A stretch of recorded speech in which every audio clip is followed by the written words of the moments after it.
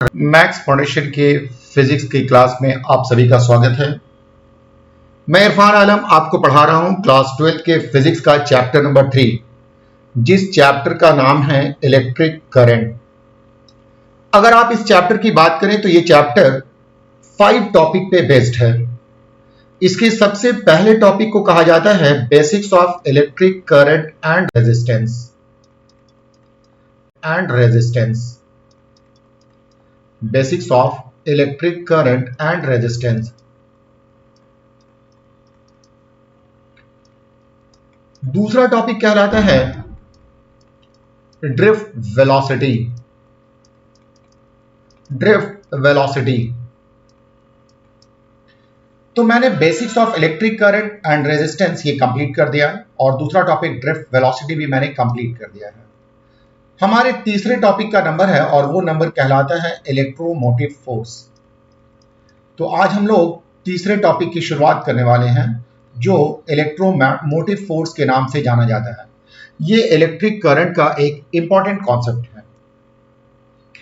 तो ये electromotive force की आज शुरुआत करेंगे। अगर आप क्लास 12 जेईई या नीट के स्टूडेंट्स हैं और फिजिक्स के कॉन्सेप्ट्स को क्लियर करना चाहते हैं तो हमारे चैनल को सब्सक्राइब करना ना भूलें और साथ ही बेल आइकॉन भी दबा दें ताकि जब भी हम कोई वीडियो लेक्चर्स अपलोड करें तो आप तक उसका सिग्नल पहुंच जाए। तो आइए हम लोग शुरुआत करते हैं इलेक्ट्रोमोटिव फोर्स से। आइए इलेक्ट्रोमोटिव फोर्स को समझने के लिए सपोज कीजिए थोड़ा सा हम एक डायग्राम बनाते हैं जो वाटर के सिस्टम से आपको एक्सप्लेन करने की कोशिश करेंगे। सपोज कीजिए कि अपने पास ये कंटेनर है और इस कंटेनर में एक पाइप लगा दिया गया है और ये पाइप एक टैप के जरिए दूसरे पाइप से जुड़ा हुआ है और ये दूसरा पाइप फिर दूसरे कंटेनर में लगा हुआ है। मान लिया जाए कि इस कंटेनर का नाम A है और इस कंटेनर का नाम B है। अब हम लोगों ने कंटेनर A में वाटर फिलअप कर दिया है इस लेवल तक और कंटेनर B में वाटर हम लोगों ने इस लेवल तक फिलअप कर दिया है। तो आप देखेंगे कंटेनर A में वाटर का लेवल हाई है और कंटेनर B में वाटर का लेवल लो है। जब तक टैप क्लोज्ड है वाटर का फ्लो नहीं होगा, लेकिन जब आप टैप को ओपन कर देंगे तो वाटर का फ्लो A से B की तरफ होगा। मतलब वाटर हाई लेवल से लो लेवल की तरफ फ्लो करेगा और ये फ्लो तब तक होता रहेगा जब तक कि दोनों कंटेनर में वाटर का लेवल बराबर नहीं हो जाए। जब दोनों कंटेनर में वाटर का लेवल बराबर हो जाएगा तो वाटर का फ्लो बंद हो जाएगा। हम लोग चाहते हैं कि A से B की तरफ वाटर का फ्लो लगातार होता रहे। तो वाटर का फ्लो A से B की तरफ लगातार होने के लिए A के लेवल को लगातार कम करते रहना पड़ेगा और B के लेवल को आपको राइज करते रहना पड़ेगा। तो A के लेवल को कम करने और B के लेवल को राइज करने का एक तरीका यह है कि एक कंटेनर लेकर के, एक जग लेकर के आप वाटर को B से निकालेंगे और A में डाल देंगे। जब आप वाटर को B से निकालेंगे तो इसका लेवल डाउन हो जाएगा और A में डाल देंगे तो इसका लेवल अप हो जाएगा। तो इस तरह से वाटर का फ्लो फिर से आपको A से B की तरफ होने लगेगा। एक तरीका यह हुआ, ये तो बहुत परेशानी वाली बात है। हम लोग एक दूसरा तरीका अपनाते हैं। दूसरे तरीके में हम लोग करते क्या है कि हम लोग एक पंप ले लेंगे और पंप से एक पाइप जोड़ करके कंटेनर B में डाल देंगे और इस पंप एक और पाइप इधर से जोड़ेंगे और इसका हम लोग किनारा A की तरफ कर देंगे। अब ये पंप है, ये पंप करेगा क्या? ये पंप का मेन काम होगा कि वाटर को B से पुल करेगा और वापस A में जाकर के पुश कर देगा। तो जब ये वाटर को B से पुल करेगा तो इसमें वाटर का लेवल डिक्रीज करेगा और A में जाकर के पुश कर देगा तो इसमें वाटर का लेवल इंक्रीज करेगा। तो वाटर का लेवल अब लगातार A में इंक्रीज करेगा और B में डिक्रीज करेगा। इससे A से B की तरफ वाटर का फ्लो लगातार होता रहेगा। अब इसमें ब्यूटी क्या है, क्या समझना है वो जान ले। अब इस केस में वाटर का फ्लो एक साइकिल में हो रहा है, मतलब ए से बी की तरफ भी हो रहा है और बी से ए की तरफ भी हो रहा है। लगातार वाटर बी से ए की तरफ भी फ्लो कर रहा है और ए से बी की तरफ भी। फर्क यह है कि ए से बी की तरफ वाटर का फ्लो अपने आप हो जा रहा है, ए से बी की तरफ वाटर का फ्लो अपने आप हो जा रहा है और बी से ए की तरफ वाटर का फ्लो करवाने के लिए एक पंप लगाने की जरूरत पड़ी है। तो इसका मतलब यह हुआ कि वाटर हाई लेवल से लो लेवल की तरफ अपने आप फ्लो कर जाता है, लेकिन वाटर का फ्लो लो लेवल से हाई लेवल करवाने के लिए हम लोगों को एक पंप, एक इलेक्ट्रिक पंप की जरूरत होती है। तो बात यही हम समझाना चाह रहे हैं आपको मेनली कि वाटर लो लेवल से हाई लेवल की तरफ खुद से फ्लो कर जाता है, जबकि लो लेवल से हाई लेवल वाटर का फ्लो करवाना पड़ता है। इसी से मिलता जुलता हुआ बात है आपको चार्ज के बारे में। सपोज कीजिए कि आपके पास दो बॉडी हैं। मान लिया जाए कि आपके पास एक बॉडी ए है और ये दूसरी बॉडी बी है। जब आप इन दोनों बॉडी को आपस में रब करते हैं तो एक बॉडी इलेक्ट्रॉन लॉस करता है और दूसरा बॉडी इलेक्ट्रॉन गेन करेगा। इलेक्ट्रॉन गेन करने वाले बॉडी पर पॉजिटिव चार्ज आ जाएगा और इलेक्ट्रॉन लॉस करने वाले बॉडी पर नेगेटिव चार्ज आ जाएगा। जिस बॉडी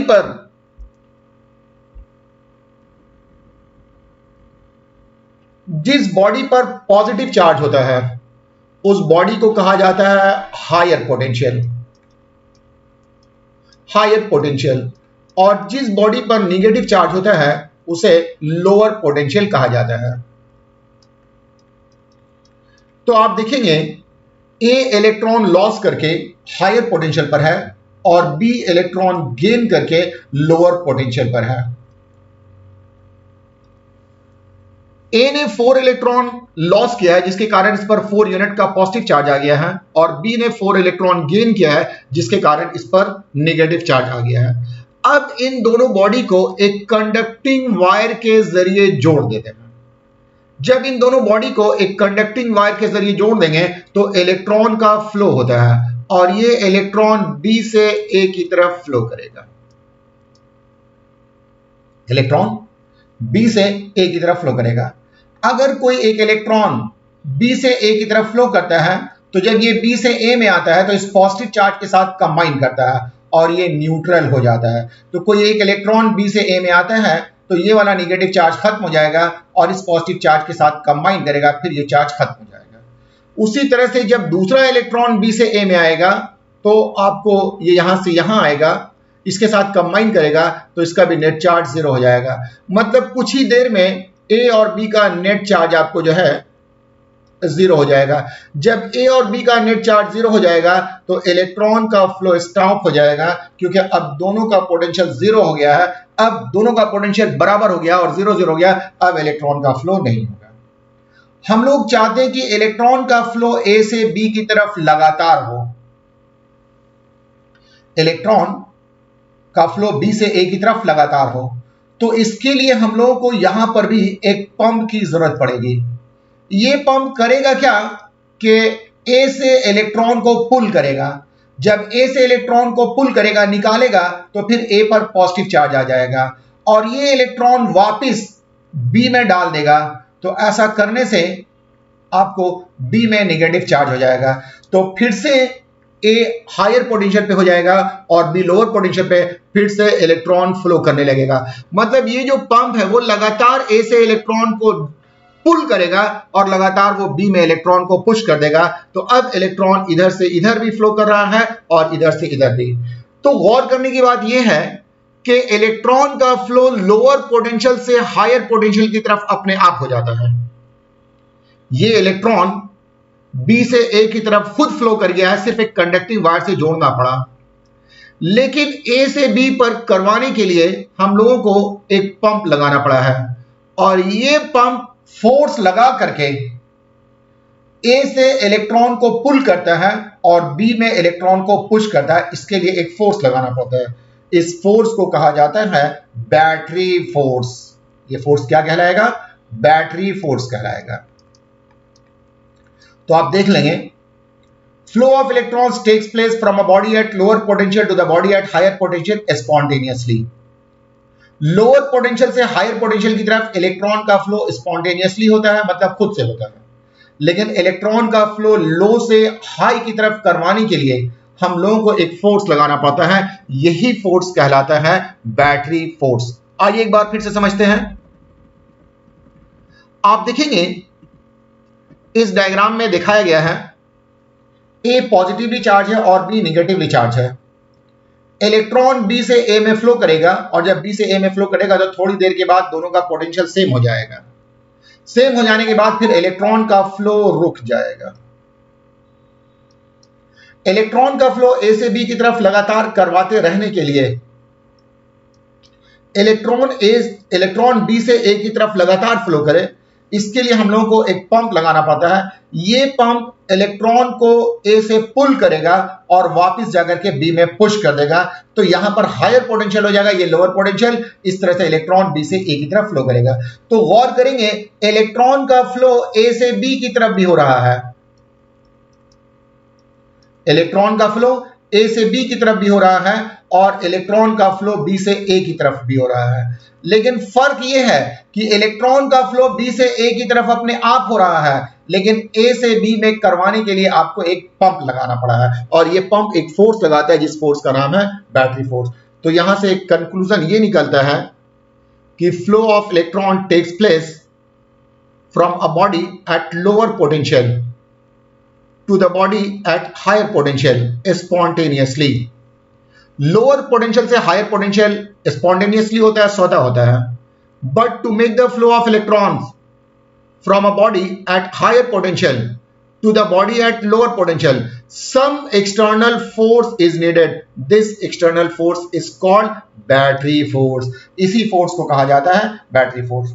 तो यहां पर हमारा जो ऑब्जर्वेशन था वो इलेक्ट्रॉन के फ्लो से था, लेकिन हम लोग जानते हैं कि इलेक्ट्रिक करंट का फ्लो पॉजिटिव चार्ज के फ्लो के कारण होता है। मतलब इलेक्ट्रिक करंट के फ्लो में हम लोग ये मान करके चलते हैं कि पॉजिटिव चार्ज का फ्लो होता है। तो आइए एक बार फिर से हम लोग इस बात को समझते हैं। सपोज कीजिए कि आपके पास दो बॉडी हैं। जब आप इन दोनों बॉडी को आपस में रब करते हैं तो एक बॉडी इलेक्ट्रॉन गेन करेगा और दूसरा बॉडी इलेक्ट्रॉन लॉस करेगा। इलेक्ट्रॉन गेन करने वाले बॉडी पर पॉजिटिव चार्ज आ जाएगा और इलेक्ट्रॉन लॉस करने वाले बॉडी पर नेगेटिव चार्ज आ जाएगा। ये बॉडी ए है, ए ने इलेक्ट्रॉन को लॉस किया है तो इस पर पॉजिटिव चार्ज आ जाएगा। बी में इलेक्ट्रॉन को गेन हुआ है इसलिए बी में नेगेटिव चार्ज आ जाएगा। जब हम लोग इस कंडक्टिंग वायर से जोड़ देंगे, फिर से जान लें, ये जिस पर पॉजिटिव चार्ज है वो हायर पोटेंशियल पर है और जिस पर नेगेटिव चार्ज है वो लोअर पोटेंशियल पर है। इलेक्ट्रिक करंट में इलेक्ट्रॉन का फ्लो होता है, लेकिन हम लोग ये मान करके चलते हैं कि पॉजिटिव चार्ज का फ्लो हो रहा है। तो जब इन दोनों बॉडी को कंडक्टिंग वायर से जोड़ दिया जाएगा तो पॉजिटिव चार्ज का फ्लो होगा, पॉजिटिव चार्ज का फ्लो होगा और ये पॉजिटिव चार्ज का फ्लो ए से बी की तरफ होगा। फिर से देख लें, ये पॉजिटिव चार्ज है और ये फ्लो कर रहा है ए से बी की तरफ। तो कोई एक पॉजिटिव चार्ज ए से बी में जाएगा तो ये पॉजिटिव चार्ज इस नेगेटिव चार्ज के साथ कंबाइन करेगा, नतीजा दोनों का जो है दोनों का चार्ज खत्म हो जाएगा। फिर उसी तरह से ये दूसरा पॉजिटिव चार्ज यहां आएगा, फिर इसके साथ कंबाइन करेगा, फिर ये न्यूट्रल हो जाएगा। थोड़ी देर के बाद आप देखेंगे कि ए पर भी चार्ज जीरो हो गया है और बी पर भी चार्ज जीरो हो गया है, मतलब ए और बी दोनों का पोटेंशियल सेम हो गया है। तो ए से बी की तरफ चार्ज अब फ्लो करना बंद हो जाएगा। अगर हम लोग चाहते हैं कि ए से बी की तरफ चार्ज का फ्लो लगातार हो तो इसके लिए हम लोगों को एक पंप जोड़ना पड़ेगा। पंप करेगा क्या, ये ए से पॉजिटिव चार्ज निकालेगा। जब ए से पॉजिटिव चार्ज निकालेगा तो ए पर बी पंप ये करेगा बी से पॉजिटिव चार्ज निकालेगा।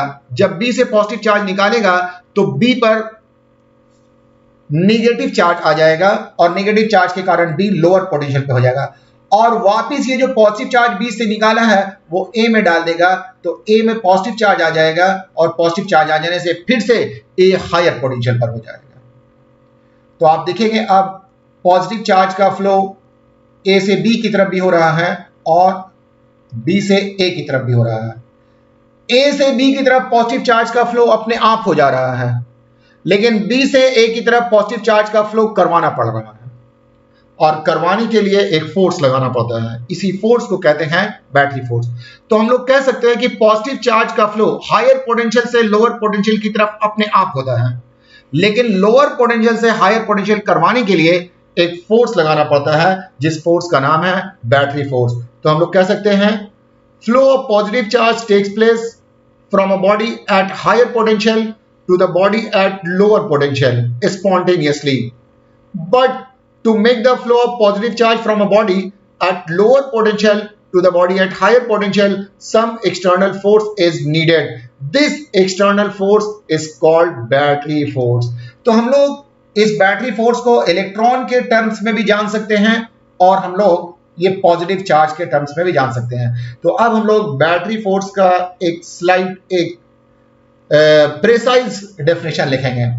बैटरी फोर्स वो फोर्स है जो पॉजिटिव चार्ज को लोअर पोटेंशियल से हायर पोटेंशियल की तरफ मूव कराता है, पॉजिटिव चार्ज को लोअर पोटेंशियल से हायर पोटेंशियल की तरफ कंपेल करता है मूव करने के लिए। तो the external force that compels positive charge to move from a body at lower potential to the body at higher potential is called battery force. वो फोर्स जो पॉजिटिव चार्ज को कंपेल करता है, उस पर दबाव डालता है, उसे प्रेशराइज करता है to move from a body at lower potential to the body at higher potential, इसी को कहा जाता है बैटरी फोर्स। आइए नेक्स्ट हम लोग बात करेंगे। अब आप देखेंगे, अगर हम लोग फिर से एक बार डायग्राम पे वापस आ जाए तो फिर से हम लोग डायग्राम पे वापस आते हैं। देखेंगे पॉजिटिव चार्ज का फ्लो ए से बी की तरफ हो रहा है अपने आप, और बी से ए की तरफ पॉजिटिव चार्ज का फ्लो करवाना पड़ रहा है। तो करवाने के लिए एक फोर्स लगाना पड़ता है और ये फोर्स कहलाता है बैटरी फोर्स। तो चार्ज ए से बी मूव किया, फिर बी से ए मूव किया, बी से इलेक्ट्रिक पंप में मूव किया, फिर इलेक्ट्रिक पंप से वापस ए में आ गया। तो ये एक साइकिल कंप्लीट हो रहा है। ये साइकिल यहां से यहां तक है। यहां से यहां तक चार्ज को मूव कराने के लिए वर्क करना पड़ेगा। आप देख रहे हैं, यहां से यहां, यहां से यहां, यहां से यहां, फिर यहां से यहां, मतलब ए से बी, बी से पंप और पंप से फिर ए में चार्ज को मूव कराया जा रहा है। मान लिया जाए कि Q amount of charge move कराया गया है। सपोज कीजिए कि चार्ज Q था और Q चार्ज को बैटरी फोर्स लगा करके मूव कराया गया है। तो जब आपने चार्ज को मूव कराया है तो मूव कराने में आपको वर्क करना पड़ेगा। मान लिया जाए कि Q चार्ज मूव कराने में W वर्क करना पड़ा है, तो 1 चार्ज मूव कराने में आपको W बाई Q वर्क करना पड़ेगा। ये है amount of work done to carry unit positive charge once round the closed circuit. A से B, B से पंप, पंप से A। इसमें 1 कूलम चार्ज को एक बार मूव कराने में जो वर्क करना पड़ेगा, इसी वर्क को कहा जाता है electromotive force. The amount of work done पर unit positive charge, the amount of work done पर unit positive charge is called electromotive force, या the amount of work done to carry unit positive charge once round the closed circuit is called battery force. तो हम लोग battery force को define कर लें। Sorry, ये force battery force नहीं, electromotive force कहलाएगा। Electromotive force, the amount of work done to carry unit positive charge once round the closed circuit is called electromotive force. It is represented by E. फिर से जान लें, पूरे circuit में 1 coulomb charge को move कराने में जितना वर्क करना पड़ेगा, वही वर्क को कहा जाएगा इलेक्ट्रोमोटिव फोर्स। तो थोड़ा आप नाम से देखेंगे कि इलेक्ट्रोमोटिव फोर्स नाम से लगता है कि यह फोर्स है, लेकिन काम से लगता है कि यह वर्क डन पर यूनिट पॉजिटिव चार्ज है। वर्क डन पर यूनिट पॉजिटिव चार्ज है। तो हम लोग नाम को नहीं, काम को हम लोग इंपॉर्टेंस देते हैं। इसका मतलब यह हुआ कि इलेक्ट्रोमोटिव फोर्स फोर्स नहीं है, बल्कि ये वर्क डन पर यूनिट पॉजिटिव चार्ज है। तो आपको ये याद रखना होगा कि electromotive force is not a force but it is work done पर यूनिट पॉजिटिव चार्ज। तो अब अगर हम लोग डिस्कशन की बात करें तो यहां पर तीन चीजें, three types of physical quantities सामने आया है। एक जिसको कहते हैं हम लोग Q जो कि चार्ज है, दूसरा वर्क जो कि W है, और तीसरा इलेक्ट्रोमोटिव फोर्स जो कि E है। अब हम लोग ये चाहेंगे कि इस Q, W और E के बीच क्या रिलेशन है, वो रिलेशनशिप एस्टैब्लिश करें। तो लिखा हुआ है relation between electromotive force, work done and charge. Electromotive force E, work done W और चार्ज के बीच। तो W amount of work done है to carry charge Q once round the close circuit, plus Q, इसको लिखने की जरूरत नहीं है, amount of work done to carry charge plus Q once round the close circuit, और E जो है वो इलेक्ट्रोमोटिव फोर्स है। तो Q चार्ज को मूव कराने में जो वर्क करना पड़ा वो W है, तो वन चार्ज को मूव कराने में जो वर्क करना पड़ेगा वो W/Q है। ये वर्क डन पर यूनिट पॉजिटिव चार्ज है, और वर्क डन पर यूनिट पॉजिटिव चार्ज को इलेक्ट्रोमोटिव फोर्स कहा जाता है। तो E इज इक्वल टू हो जाएगा W/Q। तो ये आपको फॉर्मूला हो गया, ये रिलेशन हो गया between electromotive force, charge and work. तो मैं उम्मीद करता हूं कि आप इसको याद रखेंगे। इलेक्ट्रोमोटिव फोर्स, वर्क और चार्ज के बीच रिलेशन है E is equal to W/Q। आइए अब हम लोग समझेंगे कि 1 वोल्ट EMF क्या होता है।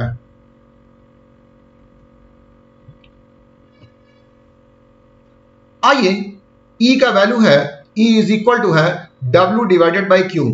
मान लिया जाए W is equal to 1 joule है, मतलब 1 जूल का वर्क करना पड़ रहा है, और Q का वैल्यू 1 कूलम है।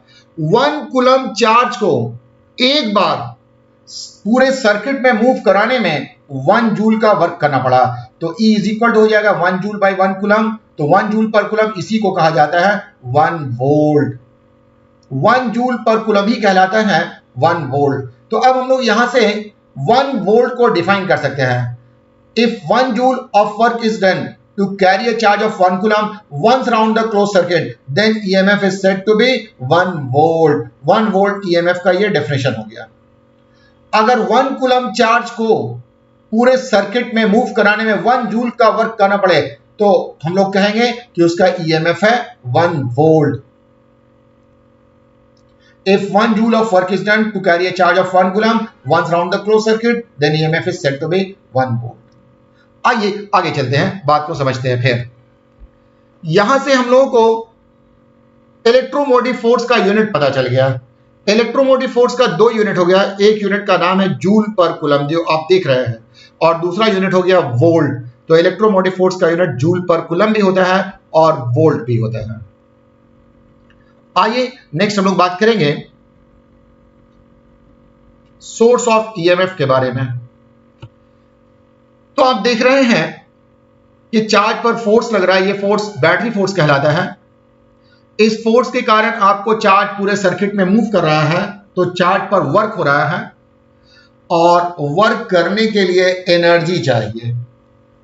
चार्ज मूव किया हायर पोटेंशियल से लोअर पोटेंशियल की तरफ, फिर बैटरी फोर्स लगा करके लोअर पोटेंशियल से हायर पोटेंशियल की तरफ मूव कराया गया।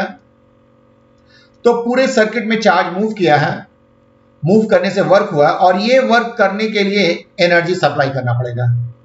वो डिवाइस जो चार्ज को सर्किट में मूव कराने के लिए एनर्जी सप्लाई करती है, उसको कहा जाता है source of EMF। The electrical device that supplies energy to carry charge round the close circuit is called source of EMF। Source of EMF में 4 आता है। एक को कहा जाता है सेल, दूसरे को कहा जाता है डायनामो, तीसरा कहलाता है फोटोडायोड, और चौथा कहलाता है थर्मोकपल। इन 4 चीजों से इलेक्ट्रोमोटिव फोर्स प्रोवाइड करने के लिए, मतलब वर्क करवाने के लिए एनर्जी जनरेट किया जा सकता है। तो हम लोग बात करेंगे सबसे पहले सेल के बारे में। सेल एक इलेक्ट्रिकल डिवाइस है जो कि केमिकल एनर्जी को इलेक्ट्रिकल एनर्जी में कन्वर्ट करता है by means of some chemical reaction. Cell एक ऐसा डिवाइस है जिसके अंदर कुछ केमिकल रिएक्शन होता है और उस केमिकल रिएक्शन के कारण केमिकल एनर्जी इलेक्ट्रिकल एनर्जी में कन्वर्ट होती है। ये केमिकल एनर्जी इलेक्ट्रिकल एनर्जी में कैसे कन्वर्ट होती है ये हम आपको बाद में बताएंगे, लेकिन आप ये जान लें कि सेल एक इलेक्ट्रिकल डिवाइस है that converts chemical energy into electrical energy. इन सेल को दो हिस्सों में बांटा गया है। एक को कहा जाता है प्राइमरी सेल, इसे हम लोग इरिवर्सिबल सेल भी कहते हैं। सेल में दो काम होता है, एक केमिकल रिएक्शन होता है और केमिकल रिएक्शन से इलेक्ट्रिकल एनर्जी मिलती है एनर्जी। दूसरा यह है कि अगर इलेक्ट्रिकल एनर्जी सप्लाई किया जाए तो फिर केमिकल रिएक्शन भी होता है, केमिकल रिएक्शन भी होता है। तो केमिकल रिएक्शन से इलेक्ट्रिकल एनर्जी, फिर इलेक्ट्रिकल एनर्जी से केमिकल रिएक्शन। कोई ऐसा सेल जिसमें एक ही काम होता हो, मतलब केमिकल रिएक्शन से इलेक्ट्रिकल एनर्जी प्राप्त होता हो लेकिन इसका उल्टा नहीं होता हो, मतलब इलेक्ट्रिकल एनर्जी से केमिकल रिएक्शन को रिवर्स नहीं किया जा सकता हो, तो ऐसे सेल को कहा जाता है primary cell. A cell in which electrical energy is obtained by means of chemical reaction, but chemical reaction cannot be reversed by supplying electric current into it is called primary cell. It cannot be recharged. ये cell ऐसा cell है जिसमें आप recharge नहीं कर सकते। Recharge के मतलब इलेक्ट्रिकल एनर्जी सप्लाई करके फिर से केमिकल रिएक्शन को वापस नहीं ला सकते हैं। सिर्फ ये वन डायरेक्शनल है, केमिकल रिएक्शन से इलेक्ट्रिकल एनर्जी ही मिलती है, उसके अलावा रिवर्स में नहीं होता है, इलेक्ट्रिकल एनर्जी केमिकल रिएक्शन नहीं दे पाता है।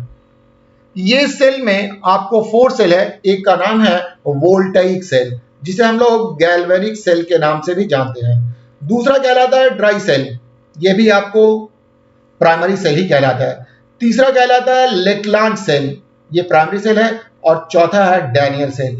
ये सारे के सारे सेल सिर्फ आपको हिस्टोरिकल इंपॉर्टेंस रखते हैं। आज के डेट में इन सेल्स का कोई यूज नहीं है क्योंकि ये सेल हम लोगों को काफी कॉस्टली पड़ जाते हैं, इन्हें रिचार्ज नहीं किया जा सकता है, इसलिए हम लोग इन सेल को यूज नहीं करते हैं।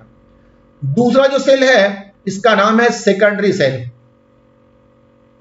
ये सेकेंडरी सेल में दोनों काम होता है, मतलब केमिकल रिएक्शन से हम लोगों को इलेक्ट्रिकल एनर्जी मिलती है, फिर इलेक्ट्रिकल एनर्जी से केमिकल रिएक्शन को वापस लाया जा सकता है। तो एक ऐसा सेल जिसमें केमिकल रिएक्शन से इलेक्ट्रिकल एनर्जी मिले और फिर इलेक्ट्रिकल एनर्जी से केमिकल रिएक्शन मिले, तो ऐसे सेल को कहा जाता है रिवर्सिबल सेल।